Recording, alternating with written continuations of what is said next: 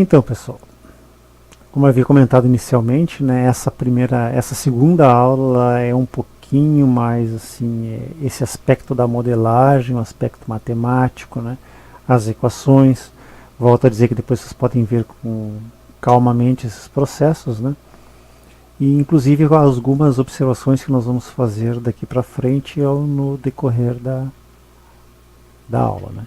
Então, voltando lá nas equações, né, que nós estamos vendo, né, então vamos voltar aqui, ó. Então, quando eu consigo, né, quando eu faço as minhas referências do estator, ou perdão, do rotor em relação ao estator, né, eu chego nessas matrizes, né.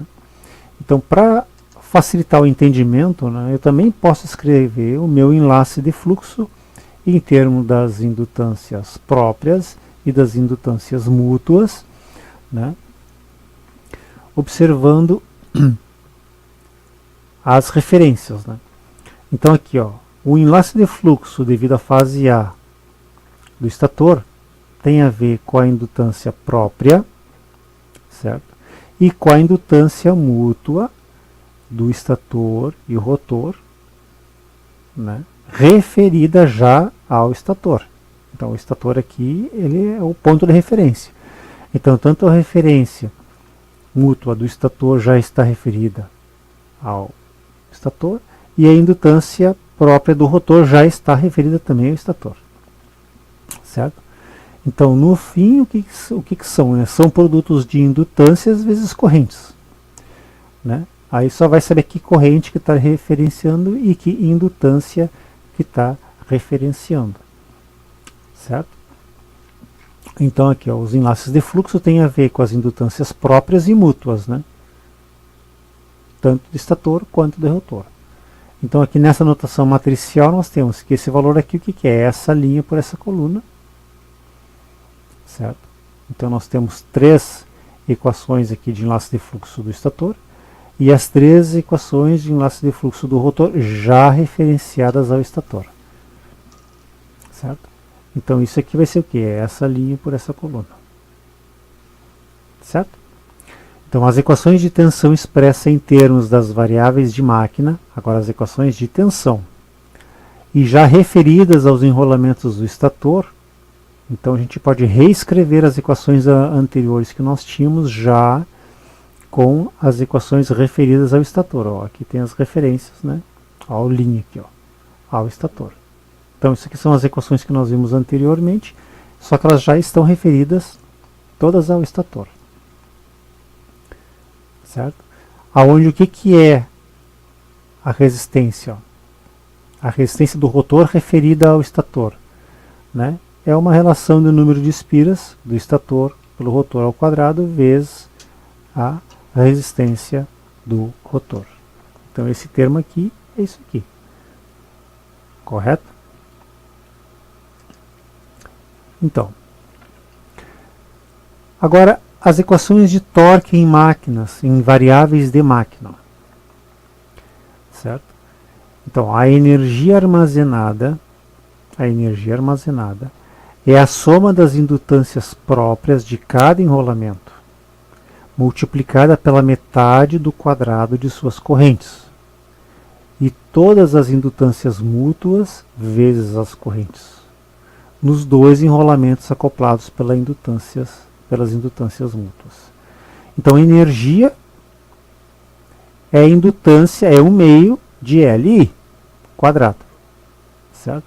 Então, energia armazenada é a soma das indutâncias próprias de cada enrolamento multiplicado pela metade do quadrado de suas correntes. Então, está aqui, ó, 1/2 de Li quadrado, certo? E somando também todas as indutâncias mútuas vezes as correntes, nos 2 enrolamentos acoplados pela indutância mútua. Então vamos lá, como é que se traduz isso? Então a energia armazenada no campo de acoplamento é dado por essa energia armazenada. Ó. Produtos, né? Li quadrado. Então vamos analisar só essa parte aqui, ó. L, isso aqui, ó, é corrente Isso aqui é indutância, isso aqui é corrente. Em matrizes, né, corrente vezes corrente dá corrente ao quadrado, é 1 meio dl I quadrado. Mas como a gente vai fazer isso matricialmente, né? Então, para eu fazer essa multiplicação matricialmente, tem que ver que aqui são 3 termos, né? Eu tenho que transpor esses valores aqui, né? Multiplicar pela essa diferença de indutâncias. O que é isso aqui? Isso aqui é a matriz identidade, certo? Vezes a corrente. Então, isso aqui é 1 meio de Li quadrado. Aqui o que eu tenho? Ó? Li quadrado. Aqui, 1 meio de Li quadrado. Certo? Então, ID é a matriz identidade. Em termos matemáticos, né, a matriz identidade ela serve para fazer o meu ajuste aqui, para eu poder fazer essas multiplicações matriciais. Então, a energia armazenada nas indutâncias de dispersão LLS e LR referido ao primário não entram no cálculo da energia armazenada no campo magnético ou no campo de acoplamento. Por quê? Por que as energias armazenadas nas indutâncias de dispersão não entram no cálculo da energia armazenada no campo de acoplamento? Exatamente por quê? Porque elas estão nas indutâncias de dispersão, então elas não geram trabalho. Certo? Então essa energia é dispersa, ela não contribui no campo de acoplamento.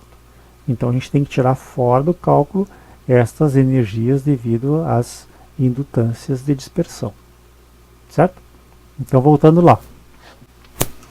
Nós temos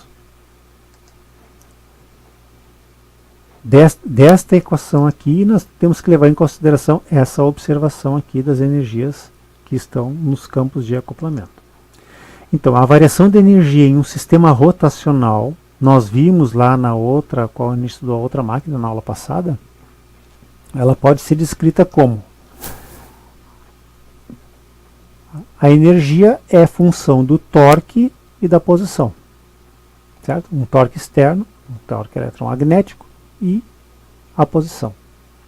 Nesse caso aqui, ó, eu tenho um torque eletromagnético positivo para o funcionamento do motor e um θRm, certo? É o ângulo de deslocamento do rotor. Os enlaces de fluxo, correntes, a energia e a coenergia magnética são todas expressas em função do ângulo elétrico θr. Certo? Então, do ângulo elétrico, então, do θr. Então, a gente sabe que o θr ela é a função do quê? Do número de polos da máquina, dividido por 2, vezes, né, o ângulo de deslocamento do rotor. Certo? Então, o ângulo elétrico está relacionado com o ângulo de deslocamento do rotor, pela relação do número de polos dividido por 2.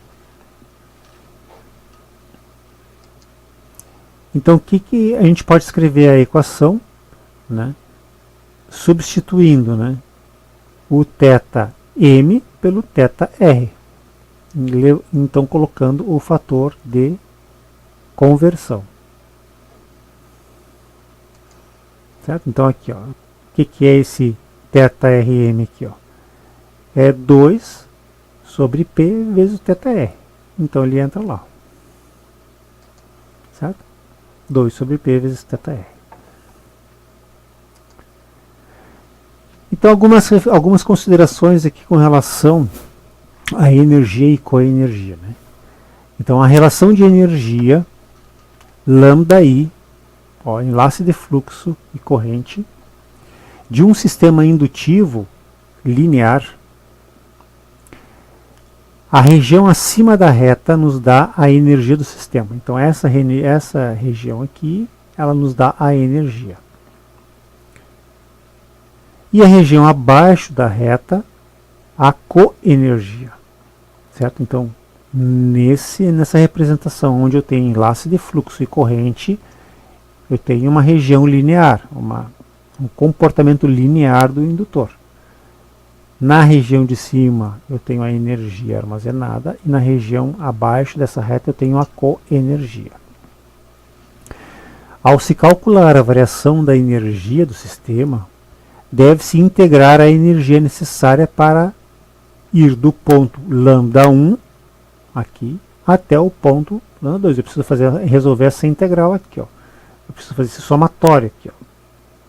Certo? Então eu tenho dois pontos, né? Então eu tenho um ponto em λ1, eu tenho uma energia aqui e uma energia aqui. Então eu tenho que levar em consideração essa energia. Tem que integrar, somar tudo isso aqui. Né? Então o que acontece? Ó? Deixa eu ver se está a explicação aqui. Então, o que a gente observa é que se isso aqui é linear, ou seja, esta área que está aqui, ó, ela é igual a esta área que está aqui, ó. Então, se eu conheço o enlace de fluxo, eu posso resolver a energia por aqui. Se eu não, normalmente nos sistemas físicos, eu não conheço o enlace de fluxo, eu conheço a corrente.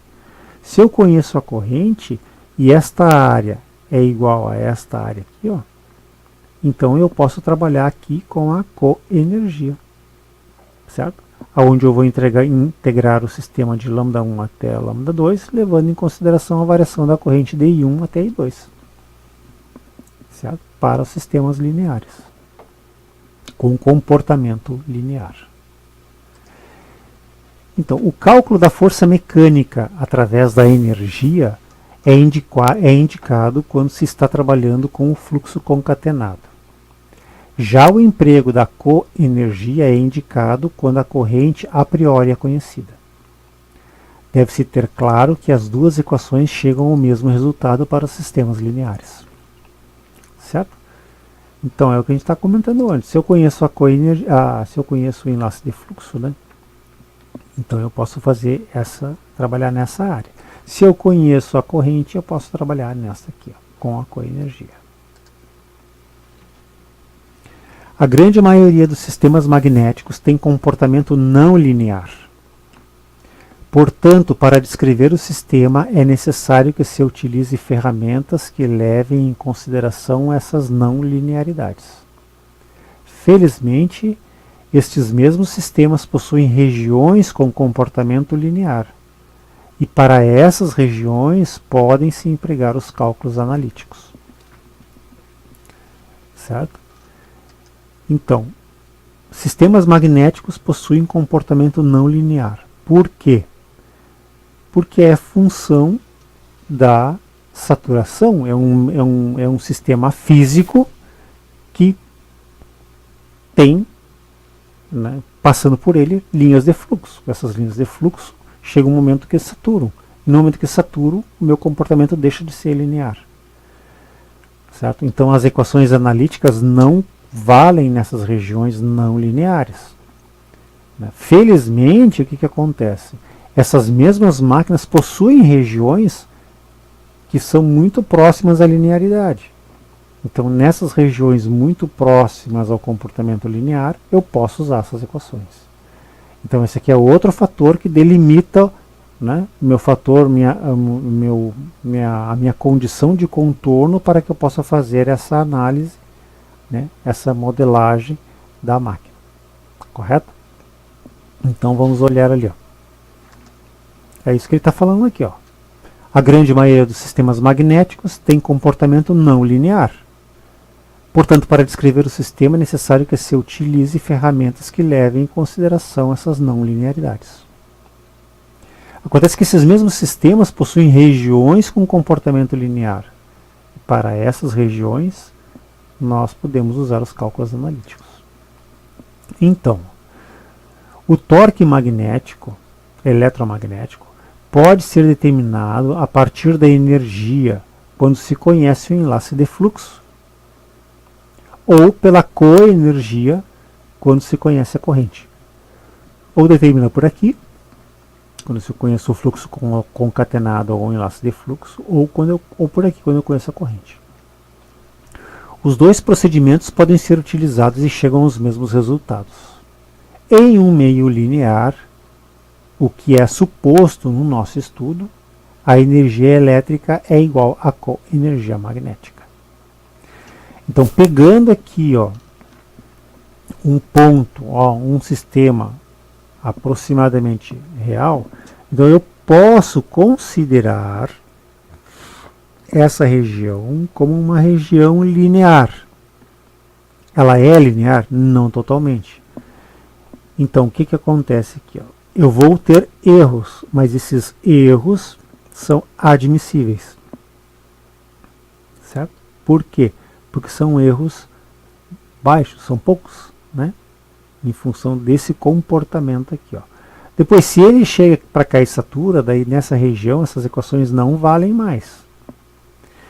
Então, quando eu posso aproximar o sistema que a gente está analisando com um sistema linear, eu posso assumir, certo, que a energia do sistema é igual à coenergia do sistema.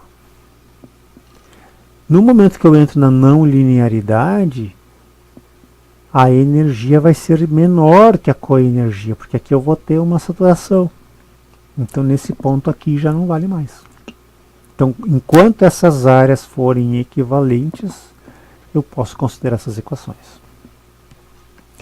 Certo? Então, o meu torque elétrico ele é função da corrente e da posição do rotor. Certo?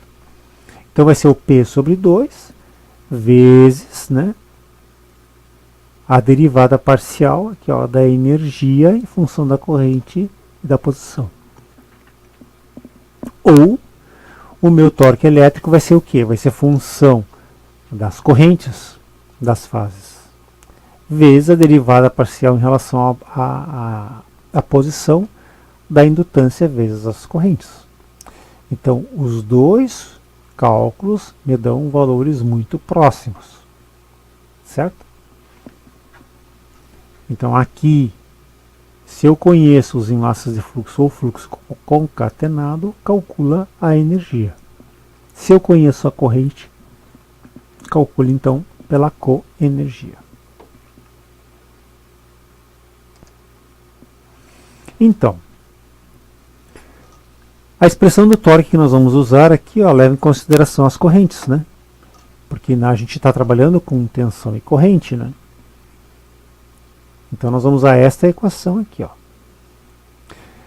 Em sua forma expandida, né, essa equação ela pode ser escrita após transformações trigonométricas. Essa é a referência que eu falei para vocês, que a gente não vai entrar no detalhe dessas transformações trigonométricas, né? Mas isso aí a gente tem bibliografia para isso, no próprio Krause tem informações sobre isso, né? Ou pelos sistemas matemáticos, né? Por softwares matemáticos a gente pode resolver isso aqui, ó. Porque o que é isso aqui, ó? Eu vou colocar a equação das correntes aqui e vou derivar essa expressão em função da posição do rotor, que está embutida aqui dentro, certo? E vou chegar nesses termos aqui, ó, certo?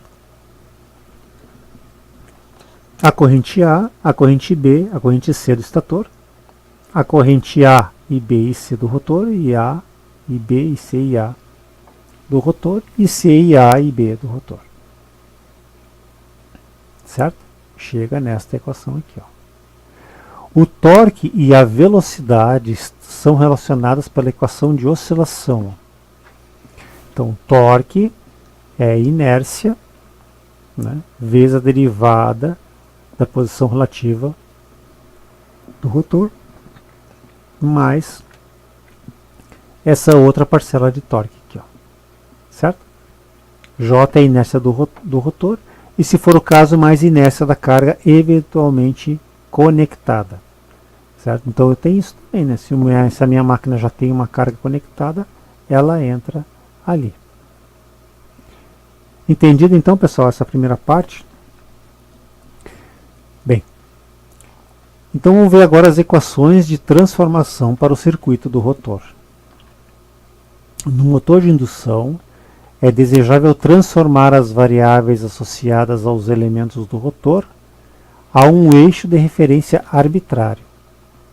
Então, para isso é feita uma mudança de variável dos circuitos, certo? Do rotor para a referência arbitrária. Então, é feito essa mudança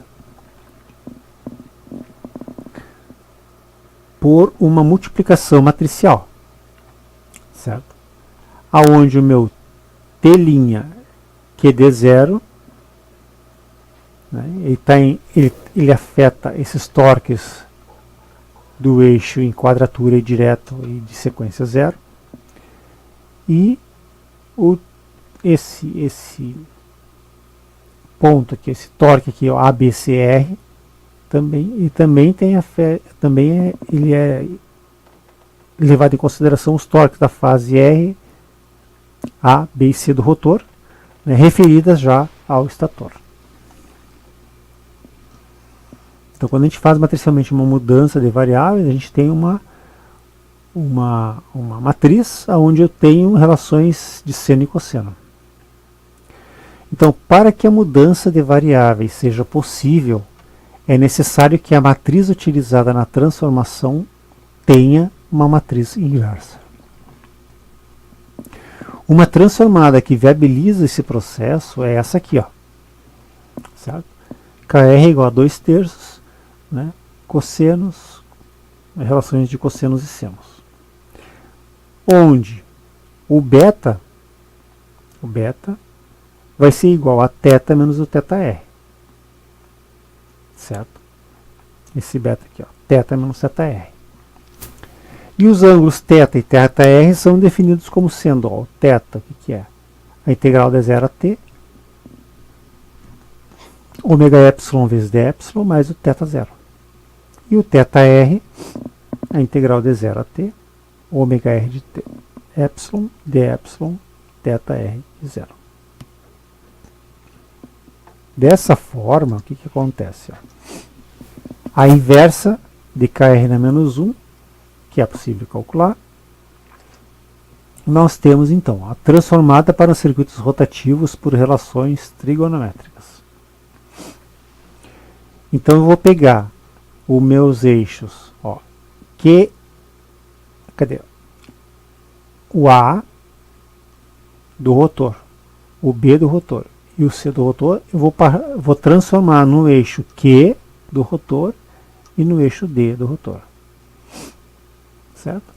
Então aqui eu vou ter uma velocidade angular do meu sistema e vou ter a minha velocidade angular final. O θr aqui, o θ aqui e o θb aqui. A diferença desse menos esse. Dessa forma, então, aqui a gente tem, ó, as equações de tensão de um sistema de referência arbitrária. As equações de tensão em um sistema de referência arbitrário podem ser dadas por VQ de 0S é igual a RS vezes IQ de 0S mais ômega vezes lambda dQs vezes o DDT de lambda Q de 0S. Correto? Para o estator e para o rotor, a tensão Q de 0R vai ser igual a R do rotor referido ao estator, mais a IQ de 0R referida ao estator, mais a subtração das frequências, aqui, ó, frequência menos a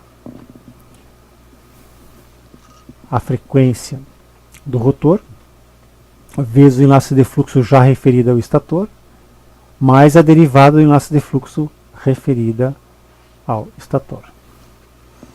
Então, lambda dQs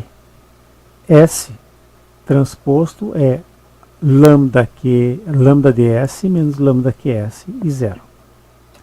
E o x dqr transposto vai ser o lambda dr menos o lambda qr. Isso aí para a gente poder fazer as nossas transformadas, né? Então, para se escrever, né, na forma final as equações de tensão, temos que determinar as equações de enlace de fluxo. Para isso temos as equações de transformação, mudança de variável do estator e rotor. Correto? Então, toda vez que eu tiver que fazer essas mudanças, ó, do ABCS para o Q de 0S, eu vou usar a matriz de transformada, aquele KS. Aí assim eu vou escrever para as variáveis do estator e para as variáveis do rotor. Então, como é que vai ficar aqui a expressão dos enlaces de fluxo do estator? Ó, KS vezes LS vezes KS na menos 1. Isso aqui é produto matricial. Vezes o IQ de 0S.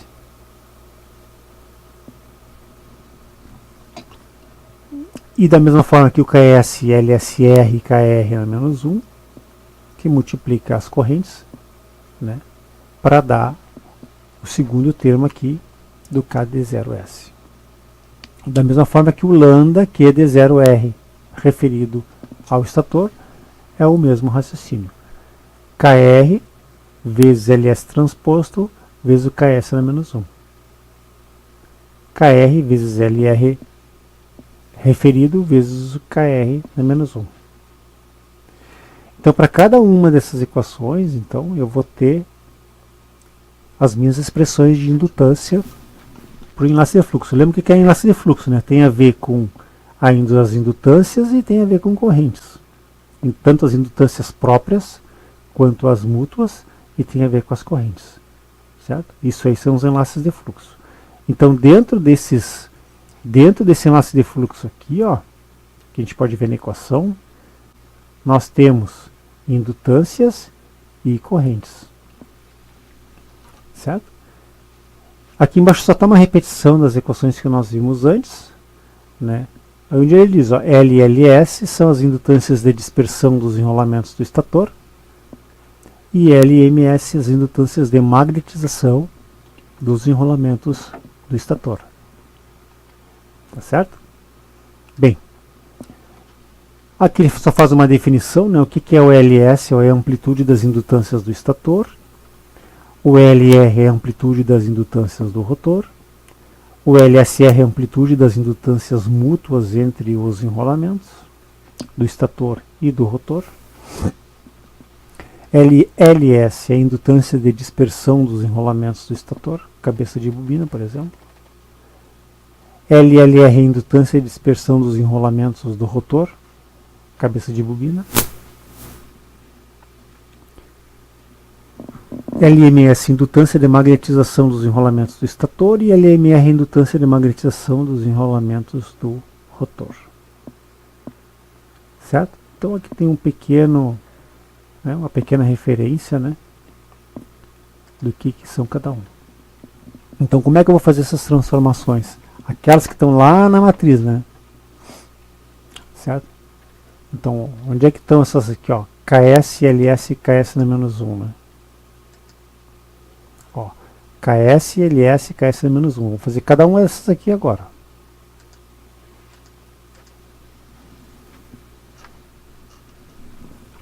Então, o que vai acontecer aqui, ó? Olha que interessante. Em função da máquina ser simétrica, ó, eu vou ter as minhas indutâncias só no eixo principal. Certo? Nas outras posições é zero.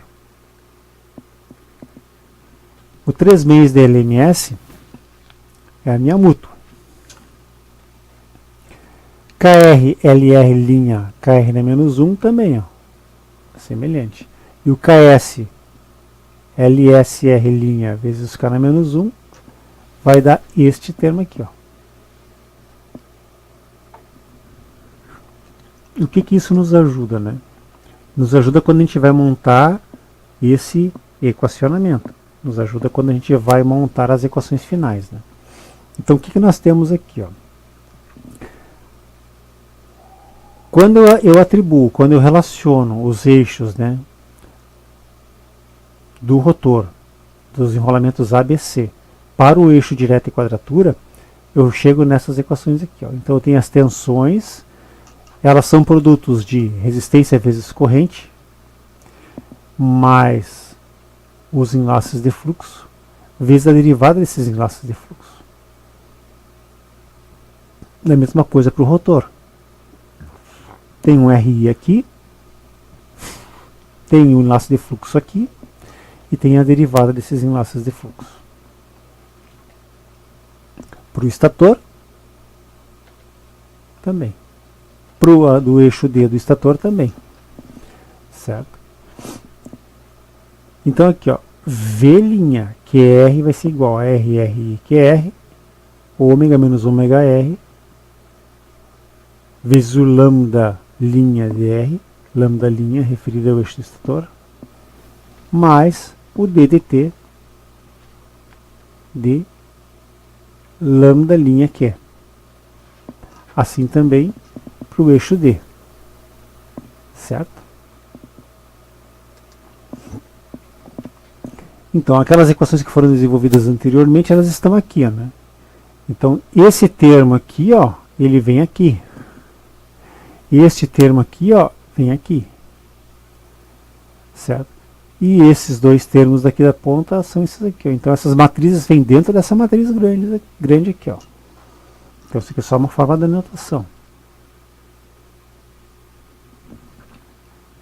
Certo? Então, como é que eu vou fazer aqui? Ó? O lambda QS vai ser igual a LS IQS mais o M que multiplica o IQ mais IR. IQ mais IR. Certo? Para cada um deles. Tanto para o eixo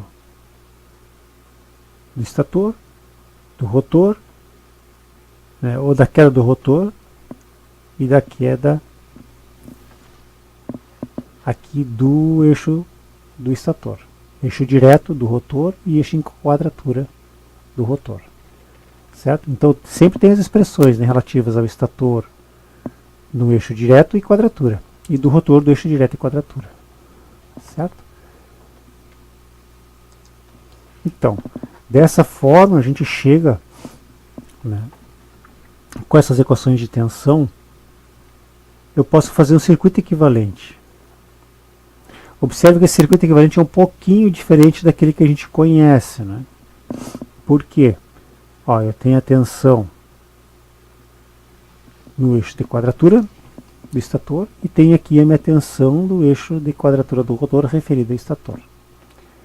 Tem um RS e um lambda, né? Aqui, ó, está envolvida a minha frequência. Aqui tem uma indutância de dispersão, a minha magnetização, certo? E aqui é a minha indutância do rotor. Então ele diz assim, o que é esse VQS aqui, ó? É o RS vezes o IQS, mais o ômega lambda ds, mais o que? D lambda QS, certo? dt. Qual é o meu VQR? Vai ser o R vezes o IQR, mais quem? A diferença de frequências vezes o lambda dr, certo? Mais o enlace de fluxo que tem aqui, ó, vezes o QR, certo? Então, o que acontece, né? Da mesma forma eu tenho para o eixo direto, este aqui era para o eixo em quadratura, este aqui é para o eixo direto, e esse aqui é para a sequência 0, certo? Então, em sendo assim, nessas duas equações, aqui nós podíamos fazer um parênteses, ó. Nós vamos chegar nas equações de torque, depois a gente faz esse parênteses para responder a pergunta da aula passada com relação ao comportamento das máquinas com a variação da frequência, né? Então aqui, ó, uma vez que os parâmetros das máquinas são geralmente dados em ohms ou em PU, é conveniente expressar as equações de tensão e enlace de fluxo em termos de reatâncias, ao invés de indutâncias. certo? Então vamos substituir aqui as nossas reatâncias por indutâncias.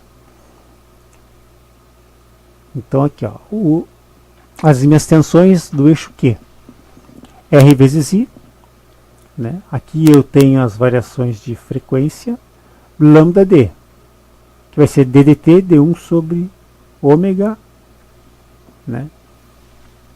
Sigma Q. E assim para o eixo D também. E para o eixo 0 também. Correto? Onde ômega B, certo? Onde ômega B é a velocidade angular elétrica com a qual as reatâncias indutivas foram calculadas ou determinadas. Quando a gente trabalha com circuito equivalente de máquinas, a gente tem que lembrar que esse circuito equivalente ele é referente, né, a uma fase. Certo? E normalmente ele não leva em consideração a frequência. Parte do princípio que a frequência é 60 Hz. Né? Nesses circuitos equivalentes que a gente está vendo, a gente pode levar em consideração essas variações, né, de frequência. Por quê? Porque, como ele disse ali, ó, o ômega B, o que é? Né? É a frequência na qual as minhas indutâncias foram determinadas. Né? Porque a minha reatância indutiva, o que é? É o ômega L, né? 2πfL. Correto? Então a frequência está embutida ali nas reatâncias. Então quanto eu aumento à medida que eu aumento a frequência, o que acontece com a minha reatância? Aumenta diretamente proporcional. Certo? Então vamos lá. As equações de enlace de fluxo, elas podem ser escritas agora como? É esse fato aqui, ó. Então o sigma, que é S, vai ser o que, ó? Uma reatância vezes a corrente, mais uma reatância de magnetização, vezes uma corrente. Para todos eles. Certo? Só uma questão de se escrever de uma forma diferente. Tanto para o eixo D, o eixo Q e D do estator e o eixo Q e D do rotor.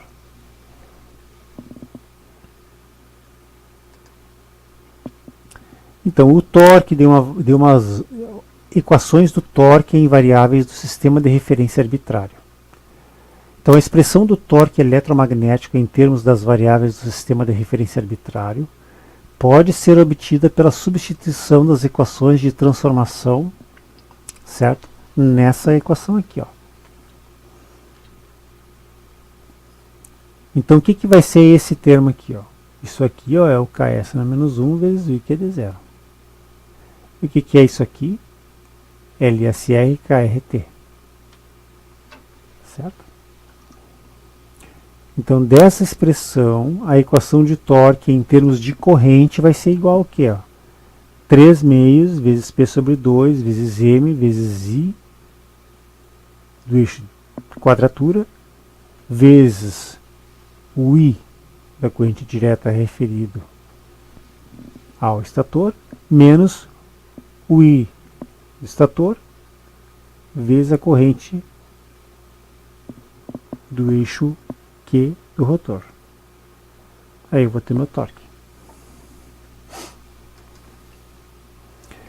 Então, para condições balanceadas, as grandezas 0 do estator e do rotor são nulas em regime permanente.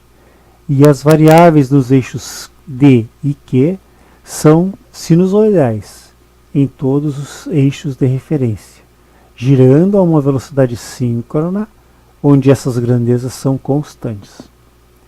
Então, um método para obter-se as equações de tensão em regime permanente e em condições balanceadas é baseado no fato de que FZDS vai ser igual a J vezes FZQS. E com que θ de 0 igual a 0, o FZQS vai ser igual ao FZAS.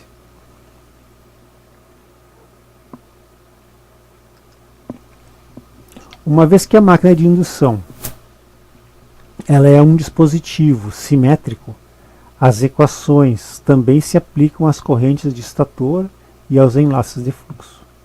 Analogamente, as variáveis do rotor em regime permanente são relacionadas por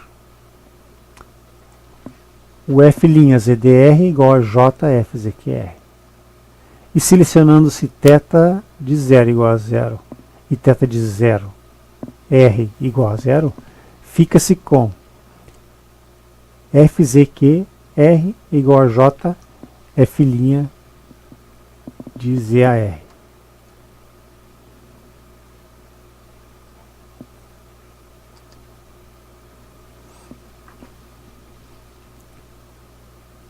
Então, pessoal, só fazendo um parênteses, né? Como a gente havia comentado, essa parte da matéria é uma matéria, vamos dizer assim, é a mais indigesta, né, em função dessa modelagem. No fundo, o que acontece? A gente parte desse princípio quando a gente sai do zero, quando a gente tem um desafio novo, uma máquina nova. Quando a gente já tem, né, vai tentar fazer uma simulação de uma máquina que já existe, um modelo, já vai direto no modelo. Agora, para entender como é que ele é feito, é necessário todo esse processo, certo? Então, se a gente for buscar bibliografia, se a gente for buscar material, a gente vai poder observar que eles passam, né? Normalmente tu cita um modelo, ou apresenta o modelo como ele vai ser trabalhado, e depois já entra com as equações finais, certo? Em cima dessas equações finais que já foram trabalhadas anteriormente, faça a simulação, faça a aplicação do fenômeno, ou seja lá o que a gente está estudando no momento, qual o objetivo, qual o fim daquele modelamento, certo? Então vamos lá. Então nessas equações, né, nas condições do regime permanente balanceado e com variações sinusoidais, as derivadas DDT podem ser substituídas por J ômega E menos ômega. Né? Isso aqui é um artifício matemático, né, que nós temos, né, para resolver essas derivadas. Né? Então o que ele transformou? A derivada em esse J ômega E menos ômega. Certo? Foi só isso, pegou as mesmas equações anteriores e transformou, fez essa transformada, né, em função da variação de J ômega E menos ômega. Aí chega-se a esses dois termos aqui. Ó. Quando eu substituo isso aqui, né, da 168 na 169, ó, quando eu substituo a 168 e a 169,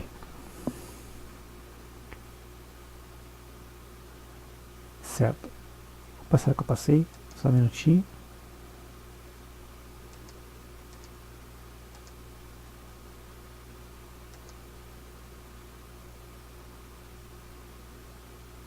Acho que eu pulei aqui só um minuto. Não, tá certo. Tá aqui, ó. Uma vez que a máquina de indução é um dispositivo simétrico, as equações 168 e 169 também se aplicam às correntes de estator e aos enlaces de fluxo. Analogamente, as variáveis do rotor em regime permanente são relacionadas por... Agora a gente já está lá em regime permanente, certo? Então a gente saiu daquela situação, né, do modelo e já estamos em regime permanente. Então nós temos aqui, ó, né, F'ZDR, J, F'ZQR, né, onde apareceu esse Z aqui, ó, na notação complexa, é que está tirando aquelas derivadas que tem lá. Selecionando θ de 0 igual a 0 e θr de 0 igual a 0, certo? A gente vai ficar com essa equação aqui, ó, FZQR igual a JFZAR.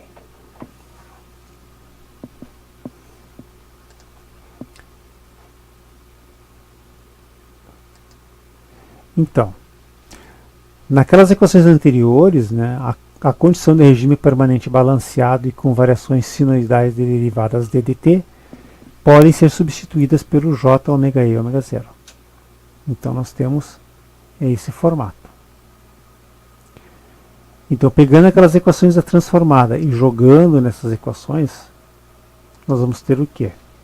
Nós vamos ter outra sequência, né, onde eu tenho, né, que as conhecidas equações fasoriais de tensão em regime permanente, válidas para qualquer eixo de referência assíncrono, são obtidas substituindo-se a forma fasorial de 4167 e 41170 para IZQ0, IZQS e sigma linha ZQR, respectivamente, na equação 4172 e 4173. E empregando 4167 e 69 para substituir as variáveis no subscrito QS e QR por variáveis AS e AR. Então, o VZAS chega nesse ponto aqui, ó, onde eu tenho o meu RS, o J ômega E sobre ômega B de XLS, vezes o IZAS, mais J ômega E sobre ômega B, XM, que multiplica IZAS mais I' ZAR. Da mesma forma, certo? Aqui eu tenho o VZAS do estator e aqui eu tenho o VZAR do estator e aparece o meu escorregamento. Lembra que a gente falou do escorregamento, né? Então vai ser o R', ou a resistência do rotor referida ao estator, dividido pelo escorregamento, mais a relação de frequências aqui vezes a reatância de dispersão do rotor, vezes corrente. Certo? E aqui vai ser a relação de frequências vezes a rotação de magnetização, onde o escorregamento é dado pela diferença de frequências, né?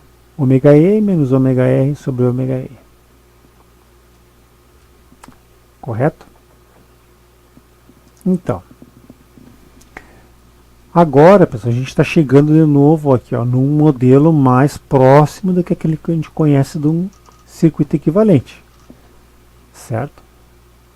Em função das relações de frequência, em função das relações de corrente e das indutâncias. Entendido? Então, só que a análise disso aqui, então, certo? Nós vamos ver essas particularidades, ou seja, nos circuitos equivalentes que a gente tem padrão, o que a gente tem normalmente aqui, as resistências, reatâncias, reatância de magnetização, resistências, né, e reatâncias, só. Aqui nós não deixamos de ter um enlace de fluxo, mas ele está envolvido com a reatância, já não mais com a indutância, né, com a reatância. E essa relação aqui é função de quem? Isso aqui é função de frequência.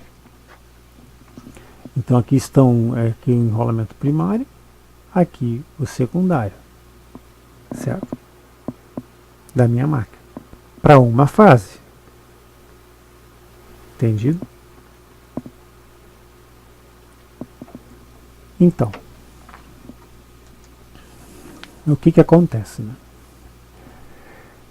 Agora nós vamos entrar, pessoal, embora, né, o ômega E sobre o ômega B geralmente não é incluído nas equações de tensão em regime permanente, e isso faz com que as nossas equações, né, sejam válidas para quaisquer frequência da tensão aplicada, mesmo quando a frequência ômega B com a qual as reatâncias foram determinadas for diferente da frequência da tensão aplicada no circuito equivalente. Certo? Então, até esse ponto aqui, nós vamos iniciar um próximo intervalo e depois do intervalo nós damos sequência à análise das expressões. Até mais.